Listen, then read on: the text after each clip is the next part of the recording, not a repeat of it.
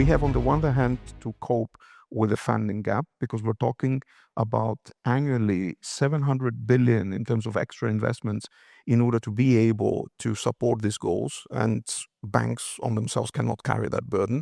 And on top of that, there needs more equity to come in order to reduce the risk premium that these projects are having. So if you are to adhere to the EU principle of driving the green policy, then you're doing that at the expense of your shareholder returns. So the solution in this trilemma, in my mind, could be creating a capital markets union, because the capital market union is the one that can create a functional investment story. And then the other point is that in order to enhance sovereignty, we need to work on euro. As it is the case for a number of years, the Europeans are saving well, but the whole point is that a large number of that goes to the US. It doesn't stay in Europe. And the reason for that is that they're not deep capital markets. So a capital market union, again, if we start harmonizing withholding tax, if we start harmonizing insolvency loans, more and more people will get attracted to that, will have deeper markets, and that would allow definitely for investments in that front. Now, there is no doubt that the European banking remains very much fragmented. I mean, if you look back in 20 years, in 2006, back then we had 6 out of the 10 largest banks globally being European. If you look now, 5 barely make it to the top 20.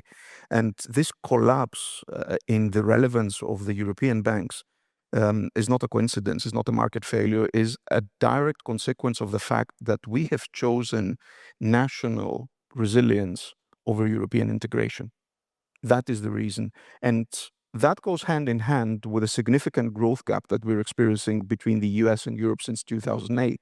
I mean, Europe, in the US, they have grown 87%. We have grown 13.5%. The numbers are staggering.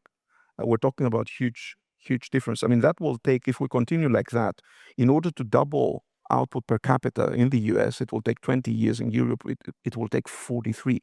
That's why it is really imperative to ask the question, how on earth does Europe plan to close that gap? Because if we continue like that, we know what will happen. Instead of funding European growth, we're going to be funding the American growth. We at Alpha Bank 3 years back, we have sat down with UniCredit, and we have decided to embark on a wide-ranging cooperation agreement, which entailed also them acquiring 9% into Alpha Bank, making them a reference shareholder. And the reasoning for us was very clear. We wanted to, for us and for our clients, we wanted to have access on a pan-European platform. So that's why we want to appeal to take that example forward, because there are many ways. It's not just about control. It's mostly about cooperation and fighting the right incentives.